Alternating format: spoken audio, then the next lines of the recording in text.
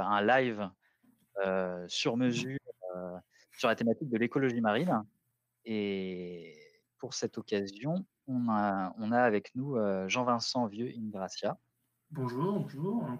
D'ailleurs, je vais te mettre comme ceci, ce sera Comme mieux. ça, oh là là. C'est mieux, hein? Ah oui. Alors, Jean-Vincent Vieux-Ingracia, je sais que tu es au conseil d'administration du Conseil scientifique des îles de Lérins. C'est ça, exactement. Mais aussi d'autres choses. Donc, je te laisse te présenter toi-même parce que tu as plein Plein d'activités en plein rapport avec d'activités. l'écologie marine. C'est ça. Donc, bonjour à tous déjà. Très content d'être ici. On va pouvoir parler de la mer et ça, c'est un kiff. Donc, moi, en fait, je suis actuellement prof d'SVT en lycée. C'était une reconversion après avoir fait un master de recherche en biologie et en écologie marine à l'université de Nice. Et du coup, après donc mon diplôme, j'ai travaillé pour des associations. D'abord le CPIE des îles de Lérins, qui est une association d'éducation à l'environnement, principalement donc sur le domaine de la mer, forcément.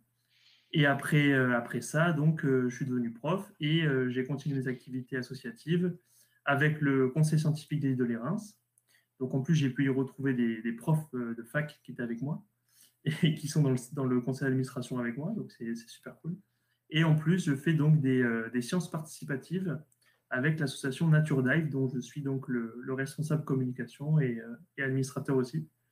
Et donc là, c'est aller chercher des données pour les chercheurs, justement, exploitables, pour essayer de comprendre les impacts humains sur la mer et aussi comprendre un peu comment fonctionnent les peuplements, notamment les peuplements de poissons. Et donc, voilà, il y a tout un travail énorme de recherche de données, de protocoles, de former des plongeurs. Il y a des plongeurs amateurs, hein, et du coup, ils donnent un sens à leur plongée, en plus de plonger. Voilà. Et ils sont super contents, super ravis à chaque fois de découvrir déjà comprendre ce qu'ils voient, et ensuite de pouvoir vraiment avoir un impact sur la recherche directement. Et ça pour eux, c'est un gros bonus et ils sont de plus en plus nombreux à venir faire même des stages de formation aux sciences participatives qu'on organise aussi 2 fois par an. Et donc, du coup, voilà. Donc, je suis resté dans le domaine, même si, Ouais. même si Dans les je me sciences suis reconverti. participatives, de toute façon, on pourra en parler longtemps de ses multiples bénéfices à la fois pour les chercheurs et à la fois pour ceux qui ne le sont pas et ceux qui participent, C'est ça. comme tu disais. Oui, de toute façon, Ouais, le bénéfice, il est pour tout le monde, hein. ouais, clairement. Je sais pas si, je crois que tu en as déjà regardé des lives, les lives qu'on fait ici. Oui. Il y a une question qui est traditionnelle, qui est qu'est-ce que tu aurais fait si tu n'avais pas, en l'occurrence, étudié la biologie marine, et si tu ne te serais pas à ce point investi dans l'écologie marine et l'environnement marin, ou si tu n'avais pas été professeur de SVT? Je pense que j'aurais été soigneur animalier. Ah ouais, C'est donc un un truc. rapport quand même avec les Ouais, animaux. bah oui, parce que depuis petit, ça lâche pas, hein, cette histoire, hein. Hmm. Mais déjà petit, ouais, j'avais l'envie de travailler avec les animaux ou de les étudier. Et bon, voilà, j'étais toujours fourré petit dans des aquariums, dans des eaux. Et je voulais au début faire soigneur animalier. Puis après, je me suis dit, bon, il y a peut-être autre chose à faire là-dedans, quoi. Mais du coup, je suis curieux, il y avait quand même un attrait pour le monde marin dès le début, même lorsque tu voulais être soigneur Euh, animalier? peut-être pas, peut-être pas dès le début. Je pense que au début, enfin, c'est souvent tu vas dans des eaux et bon, tu Oui. vois pas du marin, hein, vraiment être dans des endroits spécialisés. Mais rapidement, je suis allé au musée de Monaco. Et donc forcément, là, ça a été tout de suite waouh, le truc incroyable, des requins, des trucs énormes. Et de là, oui, ça a commencé doucement. Et puis, c'est venu surtout à la fac en première année. Et à la fin de la première année, j'ai fait un stage. J'ai eu beaucoup de chance de pouvoir faire un stage d'été au muséum océanographique de Monaco, aux collections scientifiques. Et là, j'ai vraiment découvert le milieu marin à fond. Et donc, du coup, bah, ça m'a complètement conforté dans l'idée de faire ça. C'est vrai qu'il y a un côté un peu émerveillant pour ce qui est du monde marin finalement. Ah ouais. On connaît souvent beaucoup mieux les espèces qui vivent sur Terre, Et quand on commence à découvrir les espèces marines, alors il y en a qui sont très connues, les requins, etc., à la rigueur, bien sûr. même Et si encore. ça arrive rarement qu'on les voit, et encore, comme tu Mm. dis. Mais de visu, voilà, on les connaît, mais quand on en voit en vrai, ça fait toujours un petit peu bizarre. Mm. C'est peut-être pour ça qu'on a eu autant de mauvaises réponses sur le quiz de cette semaine, hein, sur la thématique de l'écologie marine. Un Ça a record, montré finalement à quel point cette thématique-là était méconnue du public. mais c'est ça. De toute façon, c'est depuis déjà un moment. Hein, dire, quand Cousteau il a voulu montrer ce qu'il y avait sous l'eau, déjà il y avait les peurs, les inconnus, des choses comme ça. Ouais. Et maintenant encore, hein, ceux qui font les grandes expéditions pour montrer ce qu'il y a sous l'eau, bah c'est encore le cas. Les gens, il y a très peu de connaissances dans le milieu marin. Je les vois même les miens au lycée, mes élèves en première spécialité. Bon, ils sont au bord de la mer et ils n'en savent rien. Ah, ça c'est intéressant ce que tu dis, parce que du coup, on pourrait imaginer que quelqu'un qui vit à côté de la mer, il sera un peu plus familier avec comment ça fonctionne là-dessous. Mais toi, tu Pas dis du que tout. non, quoi. Ah non, pas D'accord. du tout. À part ceux qui sont Ok. un peu curieux, sinon, c'est tout bêtement le fait que voilà, c'est sous quelque chose. Et je pense que derrière, il y a peut-être eu un peu par le cinéma des craintes, des fonds, des monstres, des choses comme ça. Et en général, de chaque fois, tout ce qu'on ne voit pas, on en a peur. Ouais, Voilà. C'est normal. comme l'araignée. L'araignée, quand on la voit, bon, ça va, mais c'est quand elle disparaît que, que c'est là qu'on flippe le plus. Mais là, c'est pareil. Oui, il y a une Un peu, espèce de peur et en même temps, il y a un certain émerveillement aussi vis-à-vis des fonds marins. Bon, bah, bref, dès qu'on les retournons sur le découvre, quiz. c'est ça. Le premier, en parlant de questions, alors, il y avait tellement de questions du quiz qui ont reçu beaucoup de mauvaises réponses. Alors, déjà, nous, ça nous a rendu très contents parce que ça montrait que on pouvait vous apprendre des choses. Parce que si tout le monde répondait bon à toutes les questions du Oui, quiz, on n'apprenait rien. On n'apprend rien. aucun intérêt. C'est que le quiz était raté et c'est aussi que sur cette conférence-là, on aurait dû inventer des nouveaux horizons à explorer. Alors non, on va se concentrer. On a choisi deux questions que Jean-Vincent et moi avions envie d'aborder et de développer. Et la première, c'est vis-à-vis de la question sur la reproduction des coraux. Vous avez été nombreux à ne pas savoir répondre à cette question. La question était comment les coraux se synchronisent-ils? Comment est-ce qu'ils font pour pondre leurs gamètes, donc leurs oocytes et leurs spermatozoïdes, en même temps, à l'heure près, ce qui est un phénomène complètement incroyable. Mm-hmm. Et la bonne réponse, c'était qu'ils utilisaient le cycle lunaire pour Ah, se, pour c'est se fou. synchroniser. Et une mauvaise réponse qui a été répondue parfois, c'était qu'ils utilisaient un système racinaire, ce qui est complètement faux. Est-ce que Jean-Vincent, tu peux nous expliquer pourquoi c'est pas possible Et ben, qu'ils utilisent un système racinaire? c'est ça qui devient très intéressant. C'est qu'effectivement, il ne peut pas y avoir de système racinaire puisque ce n'est pas une plante. Ce n'est pas ni une algue d'ailleurs. C'est un animal. Voilà. Donc le corail est même une colonie de petits animaux qu'on appelle des polypes. Et en fait, ça ressemble à des petits arbres. Hein, si on veut un D'accord. peu vulgariser, un peu bêtement, disons. Voilà, ce serait des petits arbres. Et tous ces petits organismes fonctionnent ensemble. Ils vont bioconstruire donc un squelette dur. Et donc, c'est donc le côté dur qu'on voit, même s'il existe des coraux mous. Hein. On va pas... il y a un peu de tout, hein, ça qui est beau dans le vivant. Hein.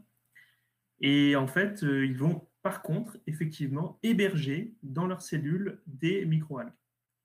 Et c'est là que ça devient encore plus intriguant et encore plus intéressant. C'est que ces microalgues-là sont des microalgues brunes qu'on appelle des zooxanthelles. Et non seulement elles font une symbiose avec cet animal, mais elles font une symbiose à l'intérieur des cellules de l'animal. Et donc, on peut retrouver plusieurs centaines de ces petites algues brunes dans les coraux. Et pas que dans les coraux, puisqu'on peut les trouver aussi chez les anémones et puis chez d'autres membres de ce groupe. Donc là, Chez la les photo hydres. qu'on voit, Eh ouais. chez les hydres par exemple, effectivement. Et là, ce qu'on voit sous les yeux, c'est un corail dur, constructeur de récifs, qu'on appelle l'acropora, donc c'est son nom de genre. Et donc, effectivement, la chose incroyable qu'on a découverte, c'est que lors de la ponte, et ben, ils suivent le cycle lunaire par rapport à la luminosité en fait, de la Lune et de la pleine Lune. Donc voilà, c'est quand même assez.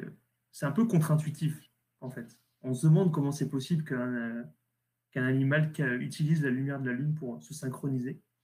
Bah, c'est assez fou, oui. Déjà qu'un animal sur des zones aussi immenses, sur des régions aussi immenses, d'une seule espèce, arrive à se synchroniser sans moyen de communication apparemment.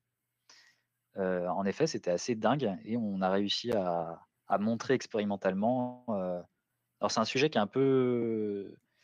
Ce sujet-là, on l'aborde tous les deux, Jean-Vincent, parce que moi aussi, Mm. je m'y connais. D'habitude, je joue plutôt le rôle juste de l'animateur, mais sur le sujet des coraux et des anémones de mer et de la symbiose, etc.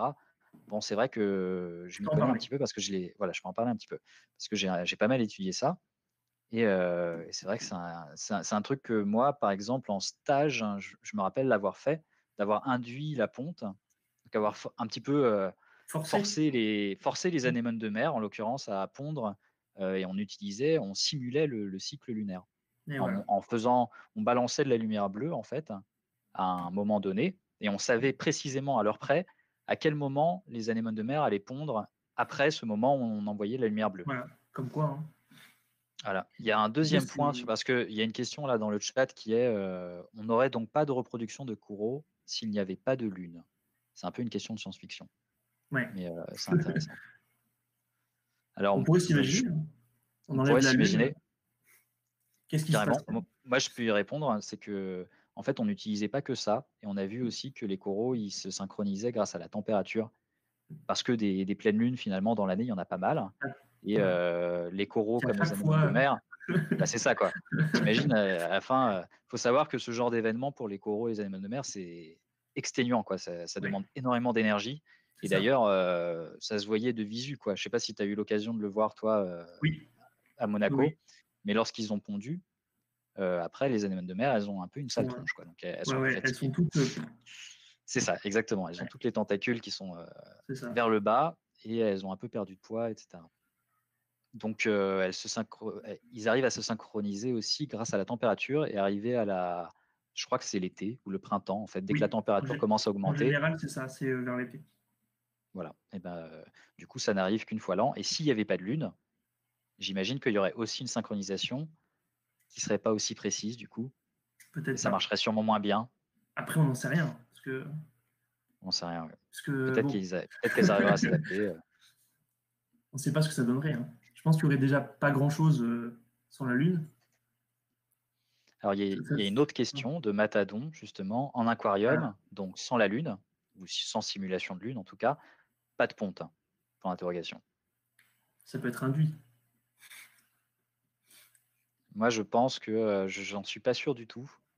Euh, c'est une très bonne question. Ouais. C'est une très Alors, bonne moi, je question. Je pense. suis pas sûr de moi du tout. S'il y a une variation de température, c'est-à-dire qu'en aquarium, si tu, Alors, les tu variations, changes la elles sont. température, Alors, très peu quand même. Parce qu'en aquarium, il faut savoir quand même, on limite les variations, que ce soit température, luminosité, etc., pour éviter qu'il y ait des biais, des comportements un peu étranges qui peuvent arriver. Et on essaie de maintenir au maximum ces variations neutres. On n'en veut pas. On ne veut pas qu'il y ait trop de problèmes. hmm, Quoi. Mais je pense que ouais, c'est surtout induit. Si on ouais, c'est ça. veut, voilà, si on veut avoir d'un coup une ponte, bon, on va l'induire. C'est pas trop un problème, ça. Et donc, ouais, une question, moi je ne saurais pas répondre, mais c'est si on ne fait rien, en gros, est-ce que l'anémone de mer va, donc s'il n'y a pas de changement de température ni de lumière bleue et de pleine lune, est-ce que les anémones de mer et les coraux vont pondre un peu au hasard du coup, parce qu'il n'y a aucun moyen de se synchroniser dans ce cas-là, a priori. A priori, peut-être Ça, pas. j'avoue que je ne sais pas. Mon On ne stage sait n'a pas. pas Est-ce duré qu'il assez y a longtemps. eu un papier qui a étudié ça? Je ne sais pas. Ça, j'avoue que c'est une colle.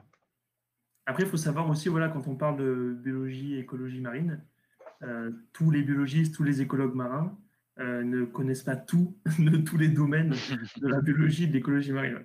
Il y en a qui sont plus spécialisés dans une partie du milieu marin, par exemple. Il y en a qui sont spécialisés dans les mangroves, d'autres sur les récifs coralliens et même certaines espèces de coraux, et pas sur d'autres. Et on peut Tout à fait. effectivement plus avoir des variations, même au niveau des pontes. Et c'est justement un peu le cas de cet acropora qu'on a là. qui a été l'objet d'une publication là en 2020. Et en fait, ils se sont posé la question comment ils font deux espèces d'acropora en fait pour ne pas s'hybrider. Parce que Ah bah oui. l'hybridation, voilà, l'hybridation est un problème, puisque l'hybridation peut amener à des modifications stériles, par exemple. Et donc, c'est un problème sur le long terme. Et en fait, il se trouve, en faisant donc l'expérience, qu'il y a eu en fait il y a un décalage entre les deux espèces d'une trentaine de minutes. Et Mais ça après, donc, suffit ça pour éviter l'hybridation? bah, apparemment, Ça limite au moins pas mal. selon, alors après, c'est selon les lieux et selon la densité qu'on peut retrouver de ces espèces-là. Mais effectivement, ils veulent vraiment limiter au maximum, enfin, ils veulent, c'est comme si on donne une volonté, mais en tout cas, euh, on évite au maximum l'hybridation, parce qu'on ne veut pas de problèmes ensuite génétiques, stériles, Hmm. etc.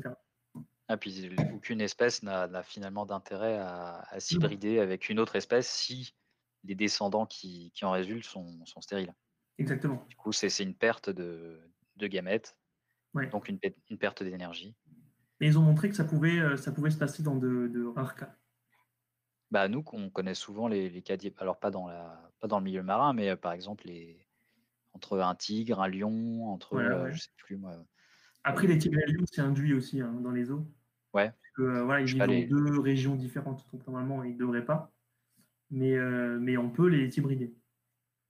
Ça veut d'accord. dire qu'en fait, ils n'ont pas fini de se séparer. Ça qui est intéressant, c'est que du coup, si on part sur de l'évolution un peu, mais c'est-à-dire qu'ils n'ont pas Ah, totalement toujours intéressant. terminé leur divergence évolutive. Donc ils ont finalement une proximité génétique qui leur permet de faire ça. C'est ça, ça leur permet encore de s'hybrider. Mais ça fait des individus stériles, sauf dans un petit cas où en fait un hybride peut se remettre avec la femelle, avec une lionne. Mais bon. D'accord. Bah, c'est Donc finalement quelque chose qu'on retrouve très souvent dans le oui, vivant, hein. oui, oui.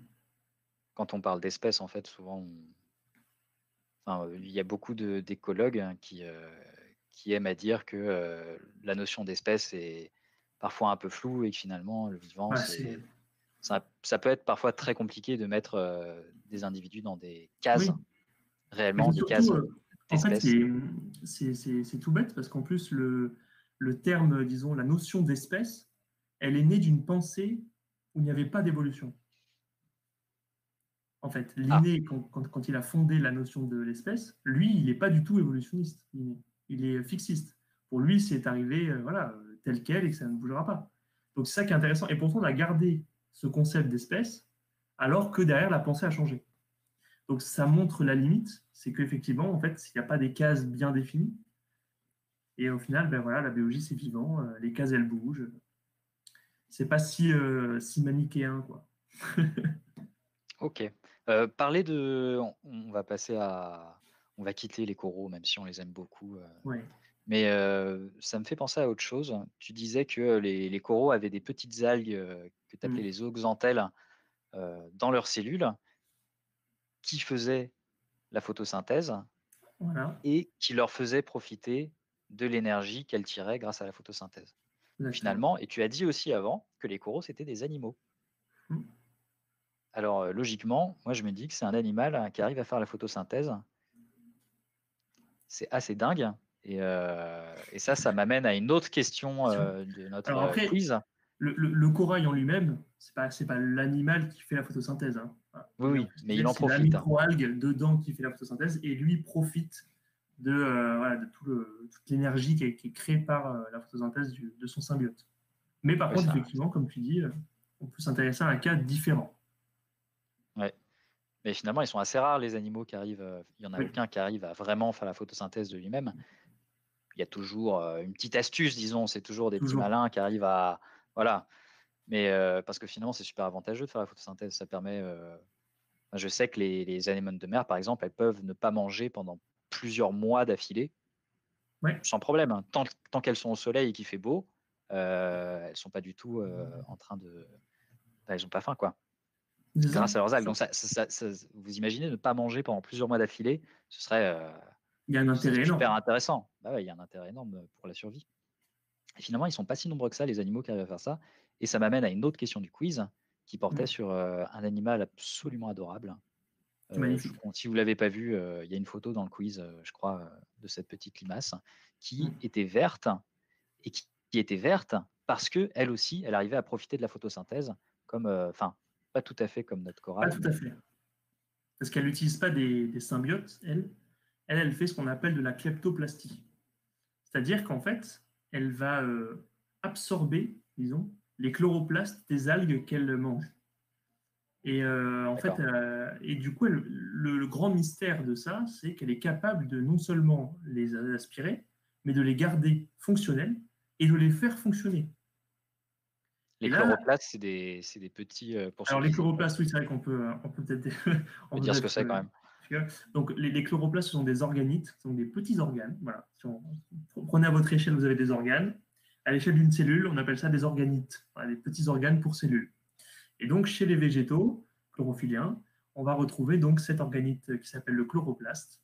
Et donc, dans ce chloroplaste, on va retrouver donc plein de structures qui permettent de faire la photosynthèse. Voilà, via des pigments. Et donc Et ce que donc, tu disais que c'était incroyable qu'ils arrivent à oui, ce qui est très impressionnant, et on n'a toujours pas la réponse d'ailleurs, hein. Je suis allé checker les publications aussi, on n'a toujours pas la réponse à la question. On ne sait pas comment elle fait pour les garder fonctionnelles et les utiliser pour elle. Alors, elle peut les utiliser pendant quelques mois, et après, elle est obligée donc d'en reprendre ou de brouter, de retrouver son métabolisme de base. Mais voilà, c'est le grand mystère. Comment cette limace est-elle capable de faire fonctionner des chloroplastes, sachant qu'elle n'a pas normalement, a priori, les outils moléculaires, on va disons, pour faire fonctionner des organes qui ne sont pas elles. Ça, c'est ça d'accord. tout l'enjeu de la question. Après, on peut en citer quelques autres, des organismes marins qui arrivent, à profiter de la photosynthèse, sans, sans être des végétaux, quoi. En étant Qu'est-ce que des tu animaux. avais, Il y a la qu'est-ce que il y tu a avais le en bivalve, tête? il y a pas un bivalve là, il y a pas Alors, un bivalve qui a des ouais, alors oui, il y a le bénitier. Je crois voilà, que c'est le bénitier. le plus gros coquillage du monde. Donc lui, il a des symbioses avec des algues et aussi avec des cyanobactéries.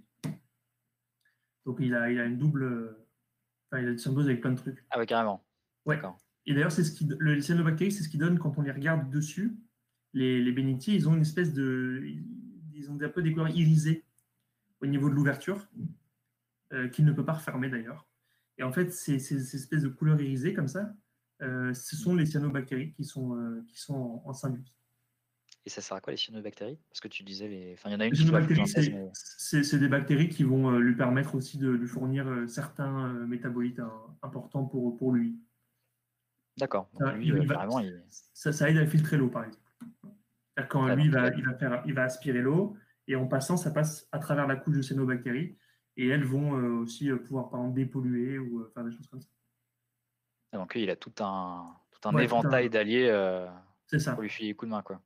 Mais ça c'est génial. En biologie, il y en a plein des cas comme ça d'alliés. Alors, ça peut être soit des alliés microscopiques comme on a là, mais ça peut être des alliés tout bêtes.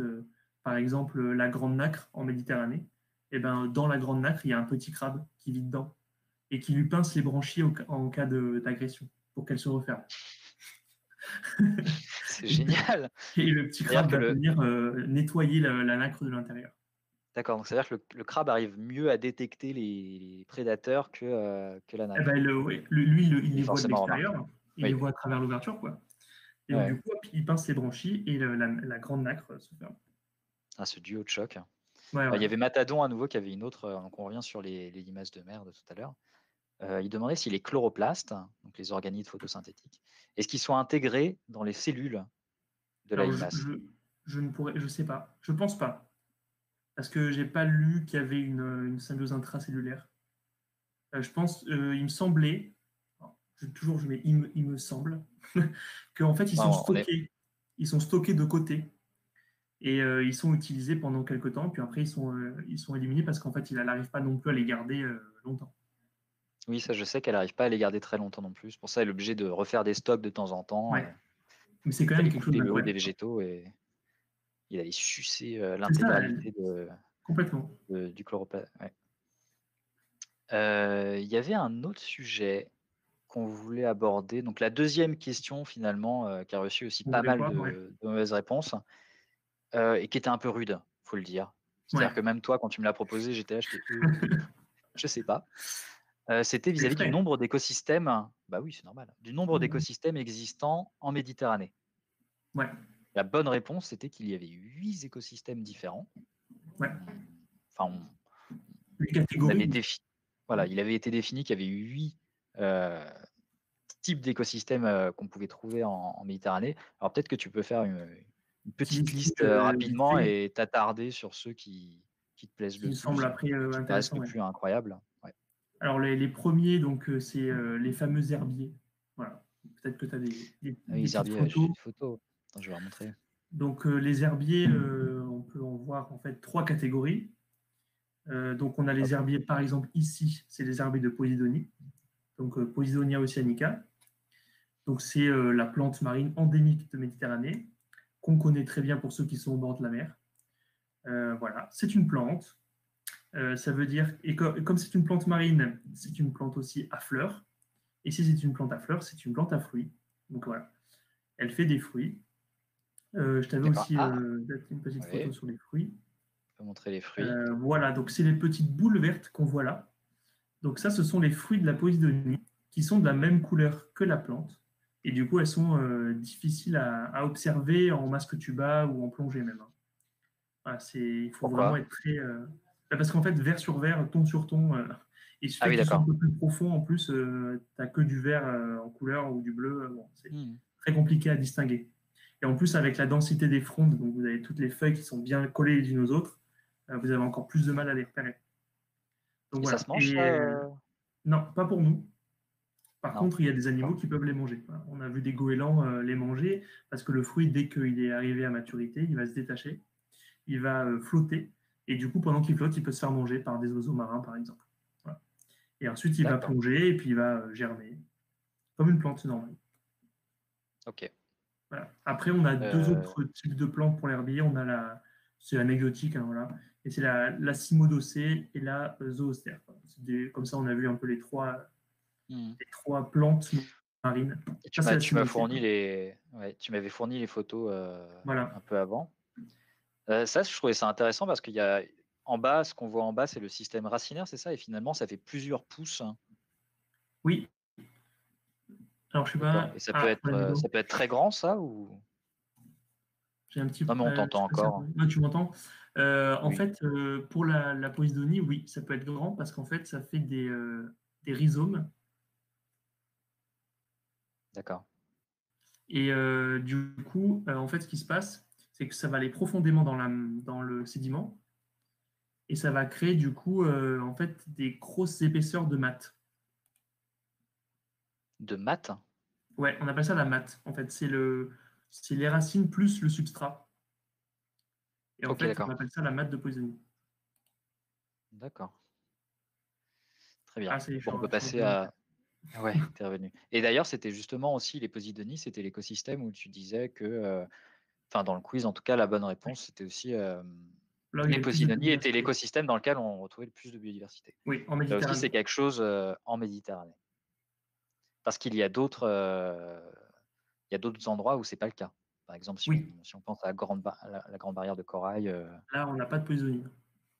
il y a pas de Posidonie et puis surtout, il y a une immense, biodiversité donc il y a certains endroits où c'est pas le cas, quoi. C'est ça, Et c'était exactement. aussi un petit piège et c'est là où beaucoup de personnes ont répondu, que c'était les écosystèmes qui ressemblaient aux récifs coralliens qui possédaient le plus de biodiversité. Ce qui n'est pas si faux puisque finalement c'était, ils arrivent en deuxième position, C'est ça. juste après les Posidonies. On a le OK. coralligène en Méditerranée après.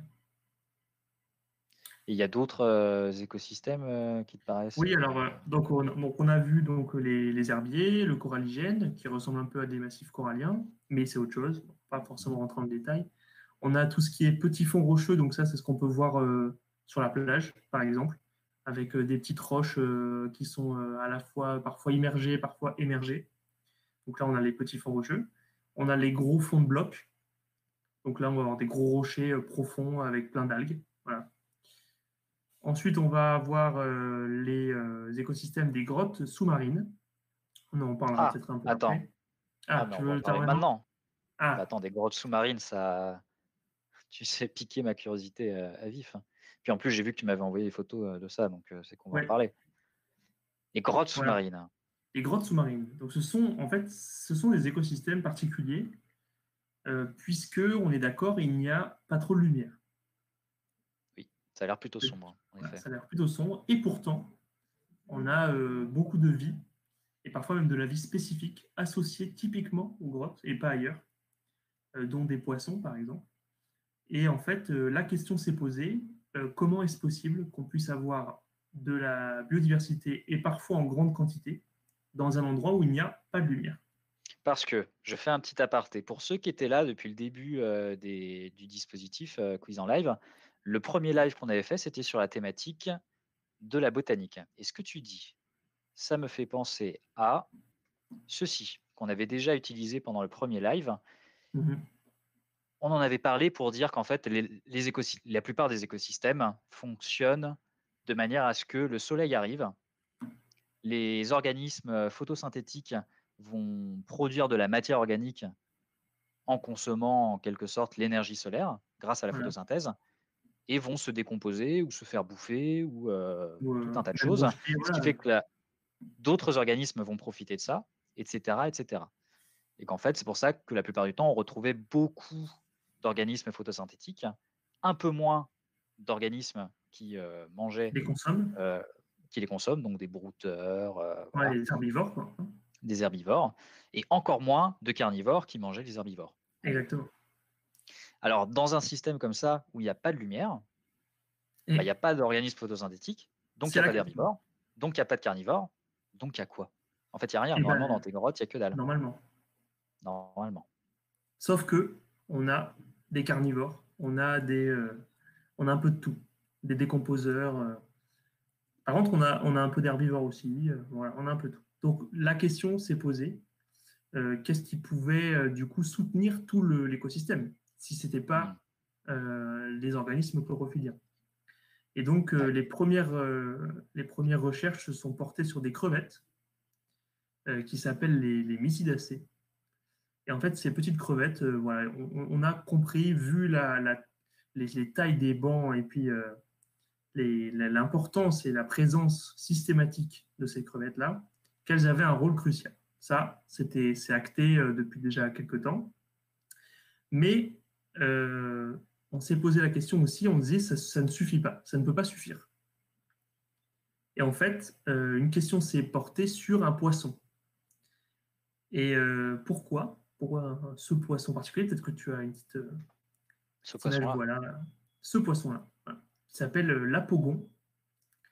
Et en fait, la question s'est portée sur lui parce que beaucoup de plongeurs se sont rendus compte que déjà, ils étaient en très grande quantité, que ce soit en biomasse, donc c'est-à-dire en poids qui peuvent peser dans le milieu, et en densité. Donc on pouvait atteindre 1000 individus pour 100 mètres carrés.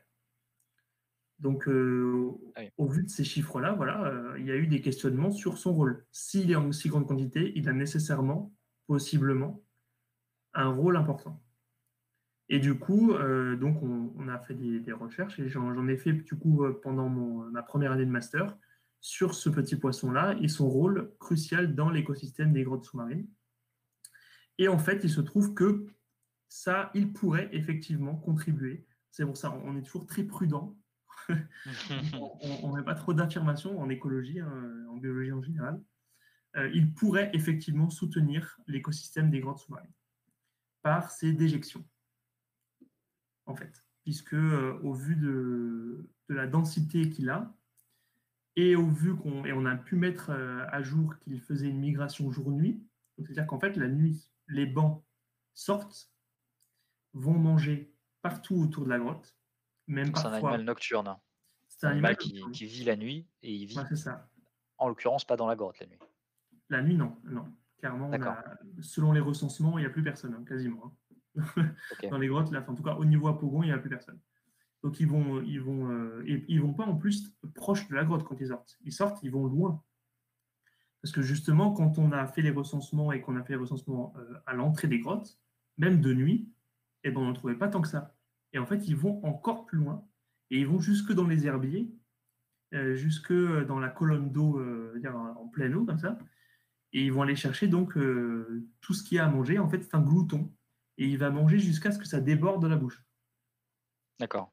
Voilà, donc Ah, il c'est se ce genre gave. d'espèce qui mange en fait tout ce qui passe du moment que c'est pas plus gros que lui, quoi. Exactement. Et il se gave. Mm. Voilà. D'accord. Et du coup, quand il rentre, donc il va digérer la journée. Et du coup, par les déjections, il pourrait effectivement contribuer à maintenir l'écosystème des grottes sous-marines. Bah, tu Donc veux il dire que apporterait D'accord. l'énergie et la matière. Finalement, tu voudrais dire que les déjections de ce ça a l'air d'être un plutôt petit poisson, C'est un petit poisson, oui, c'est 15 centimètres remplacerait maximum. ouais, donc ça remplacerait l'énergie, solaire, l'apport Disons, énergétique, voilà, du soleil sur d'autres écosystèmes? c'est ça. En fait, voilà, il apporterait de la matière organique et il le mettrait à disposition des autres animaux. Les crevettes le feraient également. D'ailleurs, en parlant des crevettes, il y avait Matadon qui se demandait, quel rôle elles avaient ces crevettes Et dans ces comme, grottes? comme lui, elles servent aussi par les déjections en fait, D'accord, elles transfèrent la matière organique. Comme la matière organique ne peut d'accord. pas venir de l'intérieur de la grotte, puisqu'il n'y a pas d'organisme chlorophyllien pour la produire, Mmh. du coup, elle fait le transfert entre l'extérieur et l'intérieur. Et ce poisson ferait de même. Voilà. Et il y a D'accord, encore et une fois qu'on a des cette, utilisateurs. dès Il y qu'on a a encore des cette, utilisateurs. dès qu'on a ce début de matière organique, finalement, après, tu peux imaginer toute la Tout le suite, quoi. processus. Donc C'est quelqu'un ça. qui des espèces qui se nourrissent, de ces déjections-là. Je crois que c'est les organismes filtreurs, j'imagine, Oui, par et exemple. après, d'autres qui se nourrissent des organismes filtreurs et cetera et cetera. Voilà. Donc Et toute on une repart sur le cycle. biodiversité finalement, d'accord. Et le réseau est parti. OK. Est-ce que tu veux parler d'un autre Oui. écosystème un peu, Et ben du coup, c'est vrai que les grottes sous-marines, donc elles ont un système un peu particulier. Et ce système, on peut le comparer, disons, avec les écosystèmes profonds, puisque là aussi, il n'y a pas de lumière. Et voilà, il faut se rendre compte qu'à l'époque, c'était pas envisageable qu'il y ait de la vie sans lumière. En tout cas, voilà, c'était compliqué. On se demandait comment ça pouvait être possible. Et quand on a découvert que dans les fonds marins, et très profonds, hein, on vous parle au niveau des dorsales océaniques, donc là au niveau où les plaques se créent, et bien là, on trouve des écosystèmes très biodivers qui s'appellent donc les cheminées hydrothermales. oui, parce que, enfin, pour en revenir aux contraintes, tu as parlé de l'obscurité totale qui règne, Mm. mais finalement il y a pas que ça. Pour m'être Non, un peu renseigné, quand tu es à de telles profondeurs, au niveau de la pression, c'est bien sûr. phénoménal, on peut parler de la température aussi, Et bien là, au niveau et des cetera. cheminées, on a une température très élevée en fait. Ah ouais. Ah oui, parce Attends, les qu'on a cheminées hydrothermales? des résurgences d'eau chaude, voilà. On a des résurgences d'eau chaude, Mmh. en fait, qui viennent d'infiltration de l'eau par rapport au fait que la plaque se crée. Donc, ça crée en fait de la porosité au niveau de la faille. Et du coup, l'eau s'infiltre, elle se réchauffe dans le manteau Et elle terrestre ressort. et elle ressort par pression. Et donc, du coup, quand elle ressort, elle est chargée en plus chimiquement. Donc, il y a toute une batterie d'éléments chimiques en très grande quantité. Et du coup, en fait, la question s'est posée là aussi, qu'est-ce qui permettait de maintenir tout ça? Quel était le début? Puisque si on n'a pas d'organisme chlorophyllien, donc on a dit que dans les grottes, ça pourrait être les crevettes et ce petit poisson qui amènerait de la matière. Ici, qui amène l'énergie en premier? Qui démarre le réseau? Mmh. Et C'est la même donc, problématique. c'est ça. Et donc, les études ont montré que c'était des bactéries thermophiles, donc c'est-à-dire qui apprécient la chaleur, les températures élevées. Et en plus, elles font donc ce qu'on appelle, attention, le mot qui peut faire peur, elles sont chimiolithotrophes. Ça, ça veut dire, en fait, Voilà. c'est tout bête, c'est qu'au lieu d'utiliser de l'énergie lumineuse, elles utilisent la chimie de l'eau qui ressort pour Mmh. démarrer le cycle. Voilà. Donc Tout j'imagine simplement. elles prennent une molécule, elles la cassent en 2, ça libère de l'énergie Voilà, elles récupèrent les composés, en fait. Elles et récupèrent les composés qui sortent de elles l'eau. utilisent cette énergie pour fabriquer des sucres. C'est ça. Et derrière, elles seront consommées aussi. Et en plus, une grande partie est en symbiose avec toutes les espèces qui vivent près de ces cheminées. Donc, par Oui, exemple, on c'est que voit c'est ici, que des phénomènes de symbiose. c'est ça, oui, oui, en très grande majorité. Là. Et là, on voit par exemple ces verts. Tous les petits points rouges qu'on voit là, en fait, ce sont des verts. On voit en rouge J'ai une meilleure image. Voilà, J'ai ça. super. Donc là, on voit en rouge, on a la tête du verre, en fait, c'est les branchies. Et on a ce tube qui est formé par le verre. Donc ce verre s'appelle le verre riftia, qui est au niveau des rifts océaniques. Donc voilà, ça donne l'origine point. D'accord.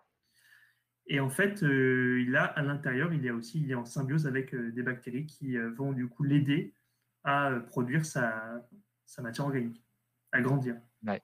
Je me suis renseigné sur les vers juste avant le live là, et en fait, j'ai cru comprendre qu'il y avait 35%, donc plus du tiers du poids du verre qui est constitué en fait de bactéries. Mm. C'est C'est énorme. c'est complètement énorme. Mais de toute façon, c'est finalement pas si énorme parce que tu peux comprendre à quel point elles sont importantes pour lui. Parce que hormis ces bactéries-là, finalement, il a aucune source Il n'y a rien. de nourriture, quoi, d'énergie. Et il faut se rendre Donc compte qu'au sans niveau au niveau du pied du verre, le pied là, Mmh. il est ancré dans la roche. Et dessous, il fait super chaud. Il y a plein de particules toxiques chimiques qui circulent. Et sans les bactéries, ça le cramerait. Des trucs très toxiques d'ailleurs, parce que un des composés que les bactéries utilisent pour fournir de l'énergie au verre, et à elles-mêmes aussi, hein, elles en gardent un petit peu au passage, bien entendu, c'est du soufre. Ouais, C'est du sulfure d'hydrogène, qui est c'est un ça. élément très toxique, hein, pour la majorité des organismes vivants. Organisme, oui. Et du coup, ce verre-là a développé, d'un point de vue évolutif, un peu comme une hémoglobuline qu'on a chez Mm. nous, mais très particulière, qui lui permet de transporter ce sulfure d'hydrogène jusqu'à la bactérie, qui, elle, On va entre guillemets, l'utiliser. va Voilà, l'utiliser pour produire des sucres, et va donner un petit peu de ces sucres au verre en échange. au vert. Voilà. Donc tu as C'est beau, vraiment hein. un bah ouais, c'est magnifique, c'est la symbiose. Tu as vraiment un côté donnant-donnant et C'est une ça. coopération, même dans le processus, pour créer de l'énergie, quoi. C'est-à-dire Et que l'un sans l'autre, là, on c'est est ça. dans ce qu'ils appelaient une symbiose obligatoire, dans le Ouais, sens où, l'un sans l'autre, ça ça n'existe marche pas, pas. ça peut pas Mm. exister. Il y a d'autres organismes, dans Oui, ces c'est ça qui est écosystèmes, beau. C'est que très spécifiques. quand on a découvert ça, on s'est rendu compte que c'était hyper biodivers. Et en fait, on a toutes les catégories d'organismes qui habitent. Donc là, on a les vers, mais on a d'autres choses. On a des crevettes, par exemple. Tu veux que je te montre les crevettes? On va Allez, montrer vas-y, les crevettes. montre-moi les crevettes. Bah, j'ai 2 images avec les crevettes, on va montrer Ah, ça vas-y, là-dessus. alors. On commence par laquelle? Celle-là. Donc voilà. Là, on voit les gros essaims de crevettes, les gros bancs. Et voilà, c'est énorme. Hein. Au niveau densité, on ne se rend pas compte, mais c'est énorme. Et il y a des milliers d'individus au mètre carré. C'est pas très grand hein, non plus. Hein. J'ai vu des Mais vidéos, je crois qu'on peut trouver des vidéos oui, des premières plongées filmées près de ce genre d'endroit. Et c'est vrai que ça pullule, quoi, ça ouais, grouille, oui, elles se marchent dessus, les crevettes. c'est fou. Les gens qui ont peur des insectes, il ne faut pas regarder ce genre de vidéo-là. Non. Parce qu'on dirait presque ça, quoi, on dirait une Oui, c'est fourmilière. ça. Tu les vois les unes sur les autres, en une espèce d'amas qui bouge, qui vibre comme ça. Et qui se C'est très tiennent impressionnant. tout proche de la source de chaleur Oui, oui, oui, oui, parce qu'elles apprécient pas et trop le soufrées. froid. Parce que Ah bah, il faut clairement. savoir que voilà, on a des très hautes températures proches de la cheminée, mais très rapidement, dès qu'on s'écarte, la température chute. Mm. L'eau près de la cheminée, souvent, elle est autour de 350 degrés Ouais, voilà. Celsius. Donc c'est voilà, c'est énorme. Et très rapidement, on descend aux températures d'écosystèmes profonds à 4 degrés ou 3 degrés. Et d'ailleurs, c'est un facteur qui va permettre la distribution des espèces. Elles vont se distribuer aussi en fonction de la température. Ah, tu veux dire que Euh, chacun a son petit ouais, territoire, c'est ça. Et c'est la première parfaitement couronne, bien structuré. C'est-à-dire qu'on ne d'accord, va pas retrouver de bivalves très proches de la sortie de l'eau, tu vois, de l'eau chaude. d'accord. On va les Mmh. retrouver un peu après. Je crois que ces crevettes-là, justement, font partie des espèces qui arrivaient à se Oui, rapprocher très le proche. plus de la source de chaleur, Oui, oui, même oui. si au bout d'un moment, elles vont pas à 350 degrés, hein, Non, elles sont si je me souviens un peu bien, après. celles qui s'approchaient un peu trop, hop, c'était fini pour elles. Mais de toute façon, comme vous voyez, il y en a tellement que c'est pas Pas très très grave grave. ça. Et donc Alors, celles-là aussi, elles font une notre symbiose donc photo, avec une bactérie oui, qui leur fournit l'énergie. exactement. Bah, en fait, là, c'est un peu obligatoire. Hein. Ouais. dans un milieu tellement extrême que c'est un peu la seule façon de survivre Alors sinon, sur j'avais les une autre sur les- image. J'avais celle-là. Oui. Alors, très belle. Alors, toutes ces images, il faut savoir, elles ont été prises par le NOAA, qui est l'organisme fédéral américain sur la recherche en mer. Voilà, donc ils font des superbes photos qui sont disponibles au grand public. Allez-y si vous trouvez des photos comme ça. Donc là, ce qu'on voit, c'est pas de la roche que vous voyez. Au fond, ce sont des bivalves, c'est des moules. Ah oui, j'allais dire, ça ressemble un petit peu à des moules. Ouais. Ouais, voilà. Bah, en fait, c'est que des moules. Donc, en plus, on a trois strates. En fait, on a tout en bas donc les moules. Vous voyez, on dirait que c'est une roche, mais en fait non, c'est les moules qui prennent toute la place. Au-dessus, vous avez des individus on dirait des crabes. Voilà, mais voilà, ce ne sont pas des crabes, ce sont donc des galatées. Donc, ce sont des crustacés qui ne sont pas des crabes. Voilà, D'accord. concrètement, voilà, ils ont une forme différente. Voilà. Et un peu au-dessus, on peut voir des crevettes encore qui nagent dans la pleine eau. Donc là, c'est pareil, c'est une photo qui a été prise à proximité de ces sources. Oui, un peu en dessous de l'entrée, de la fin de la sortie du coup de D'accord. l'eau. Et voilà, ça va se distribuer comme ça. Petit à petit, plus on s'éloigne, et bien sûr, moins il y aura Mm. au niveau de densité, moins il y aura d'individus. Par contre, il y aura différentes espèces. Donc finalement, on peut, parce que en dehors de ces lieux, parce que j'ai aussi une image qui montre la répartition de ces cheminées hydrothermales, enfin des spots qu'on a réussi à identifier en tout cas, et la plupart du temps, c'est justement, comme tu disais, c'est là où il y a des mouvements de plaques tectoniques, c'est là où il y a de Oui, l'activité géologique, c'est là où de la chaleur terrestre s'échappe vers s'échappe. l'extérieur, vers le milieu Et là, extérieur.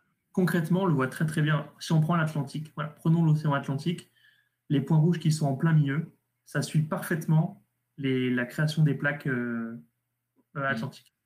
Et j'avais Voilà. pas Et en remarqué fait, sur la. Mm. vous avez le phénomène de plaque. Donc, si je me cale comme ça, hop, voilà. Vous avez ici la plaque qui va du côté américain, hop, et la plaque qui va du côté européen. Voilà, ça Mm. va se faire comme un tapis roulant et ça va pousser. Du coup, donc ça agrandit l'océan, s'il vous plaît. D'accord. Et c'est un lieu privilégié pour que la chaleur qui vient des Ressorte. profondeurs ressorte par là. Donc, si on imagine la Ok. découverte, ceux qui ont vu ça en premier, ils ont dû être totalement. Et Ça donc, a remis en question toutes leurs connaissances. mais du coup, ailleurs, enfin dans les grands fonds, mais ailleurs qu'à ces endroits spécifiques où il y a une sortie de chaleur phénoménale, il n'y a rien, quoi, du coup. C'est-à-dire que c'est un peu Il n'y a pas comme rien. des oasis. Alors là, oui, effectivement, on a vraiment un oasis de vie qui est éphémère. Il faut faut se le rendre compte aussi. Comment ça, Euh, éphémère? le- C'est-à-dire que la création de la cheminée et son activité va pas durer éternellement. Au bout d'un moment, elle Hmm. va s'éteindre. Et au moment où ça s'éteint, bah, c'est mort, hein. Tout meurt. Et du coup, c'est ailleurs que va se créer un nouvel oasis. Voilà. Donc voilà, D'accord. c'est ça qui est aussi une particularité, c'est que ce sont des écosystèmes éphémères. Ils pourront pas durer des millénaires. Donc si on retourne au même endroit que là, on a pris photo qu'on a montré avant, je sais pas, dans 2 ans, on n'aura plus Alors, quoi. dans peut-être pas 2 ans, mais je sais pas moi, si dans 100 ans, quelqu'un replonge, c'est pas improbable que ce soit totalement éteint et qu'il n'y ait plus Ok. rien. Par contre, ailleurs dans les grands fonds, on a donc ce qu'on appelle les plaines abyssales. Donc, c'est des grandes plaines en fait où on n'a que du sédiment. C'est-à-dire que en fait, toutes les particules organiques vont tomber comme ça tout doucement vers le fond, on dit qu'elles sédimentent. Et du coup, donc, cette sédimentation s'accumule et crée du coup des plaines, voilà, des grandes plaines chargées en particules organiques. Et du coup, dedans, on va pouvoir trouver des espèces. Alors, par exemple, des éponges. Je crois que je t'avais envoyé peut-être une photo. Je crois que j'ai une photo avec une éponge en fond. Ouais. Non, ça, c'est pas celle-là. Non? L'éponge Ah, blanche. L'éponge blanche. ah oui, si, sur le fond sédimentaire. C'est celle-là. Voilà. Donc là, on a typiquement un fond sédimentaire et on a par exemple ici une éponge toute seule. Donc là, on voit que ce n'est pas du tout les mêmes densités. Non, en effet. Voilà, on n'est plus sur les milliers d'individus au mètre carré, on est sur un individu, voire moins un individu par mètre carré en moyenne. C'est vraiment très peu. Et donc ici, on a par exemple une éponge qu'on appelle les éponges siliceuses. Donc elles ont une forme particulière en maille. C'est vraiment très maillé. Ça va vraiment être un truc comme ça. Vous voyez? Donc, ça va être Ouais, je comme vois. une maille. Et en fait, voilà, ça aspire l'eau, ça le filtre. Ça fait que ça. C'est un organisme filtreur, c'est comme ceux dont on a parlé tout à l'heure dans les grottes. D'accord. C'est un animal, hein, C'est un aussi, hein. animal, N'oublions pas que les l'éponge, éponges sont des animaux, peut-être tout à fait. pas complexes, mais parfaitement évolués, parfaitement adaptés à leur milieu de vie et avec des formes très diverses. Et je vous encourage qu'il y a même des éponges carnivores. Voilà, pour ceux qui veulent aller chercher peut-être des images, il existe des éponges carnivores. Notamment dans les grottes ont été observées des éponges carnivores. Ça, je savais pas, tu vois, tu me l'apprends. Ouais. En fait, Il y ils a, sortent un espèce de petits trucs comme ça, avec une ouais, petite boule avec des plumes, on aurait dit, ou avec des petits. En fait, ça revient un peu comme la baudroie avec son canne à pêche. Et du coup, elle met ça un peu dans l'eau. Et il peut y avoir quelque chose qui vient s'attraper dessus et elle va manger. donc elle attire les, ouais, c'est comme une canne à pêche, elle attire les proies, la Ouais, proie va presque, presque. essayer d'aller bouffer ça. D'accord. Alors il y a Alex qui demande, il paraît que les carcasses de baleines peuvent créer un écosystème en se décomposant pendant des dizaines d'années. Est-ce que c'est vrai? Alors, je ne sais pas si c'était dizaines d'années, mais effectivement, quand on a une carcasse de baleine qui va tomber au fond, on va d'un coup avoir, et je crois qu'on peut peut-être trouver des vidéos où ça a peut-être été filmé une ou deux fois, on a des individus qui arrivent de tous les côtés de la plaine, des poissons, des crustacés, des vers. C'est vraiment une des vidéos horrifiques. On voit tous ces carnassiers qui arrivent là pour dévorer la carcasse et elles peuvent y rester plusieurs jours, plusieurs mois, peut-être pas une dizaine d'années, mais le temps que la carcasse soit totalement dévorée. Oui, c'est comme l'expérience de laisser un morceau de nourriture dehors et on en voit souvent sur des vidéos comme ça de time-lapse avec des fourmis et autres qui viennent tout manger, quoi. Et en fait, Oui, ça dure pas si longtemps que ça finalement. Et non, je non, crois que non. ça arrive, donc ça peut arriver avec des baleines, mais avec d'autres organismes, des gros organismes comme ça. Mais ça peut aussi arriver avec des morceaux de bois, soit qui ont été traînés Oui. par les courants jusque dans les fonds marins bien au large, soit je sais pas moi, un bateau qui coule par exemple. Un En fait, bateau qui presque coule constitué de bois, vu que le bois n'importe est une quelle matière matière, organique. voilà, c'est ça. Voilà. N'importe quelle Donc si matière c'est un organique va pouvoir être dévorée et utilisée pour. utilisé.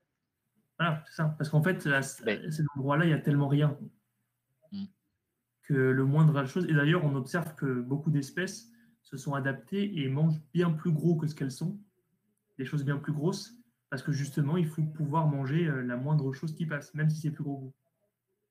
ah oui, il faut stocker de l'énergie pendant très Par longtemps. exemple, voilà, s'il y a des gens qui veulent aller voir l'anguille pélican, l'anguille pélican, c'est un truc de taré, hein, dans l'idée. C'est une anguille très fine, mais avec une bouche de pélican, imaginez. Voilà, avec Ah cette oui, espèce d'accord. de bouche qui se dévagine, qui laisse une grande place comme ça. Donc on a de tout. D'accord.